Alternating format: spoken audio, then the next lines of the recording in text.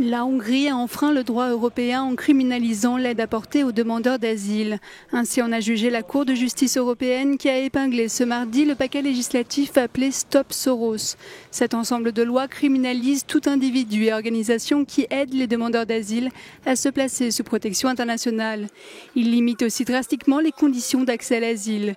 Ce paquet législatif controversé a bloqué le travail des ONG et poussé la Commission à porter l'affaire devant la Cour.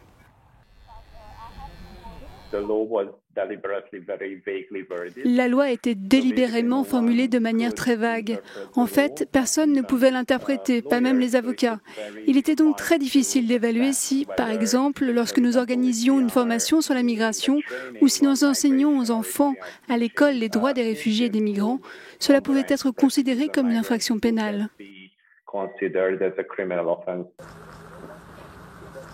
Une infraction lourde de conséquences. Depuis 2018, quelqu'un qui porte assistance à une personne entrée illégalement en Hongrie encourt jusqu'à 1 an de prison. Ce paquet législatif a été baptisé du nom du milliardaire George Soros, accusé par le Premier ministre Viktor Orban de soutenir l'immigration massive. Mais l'arrêt de la Cour va-t-il vraiment obliger la Hongrie à faire marche arrière ?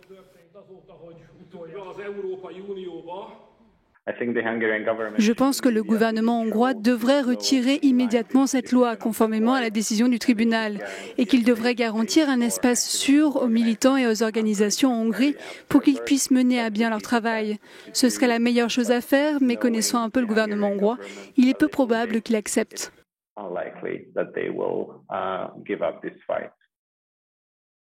Le porte-parole du gouvernement hongrois a en effet reconnu le jugement, mais il a assuré que cela ne changerait rien à la position de la Hongrie sur la migration. Budapest pourrait encourir des sanctions financières si elle ne suit pas la décision de la justice européenne.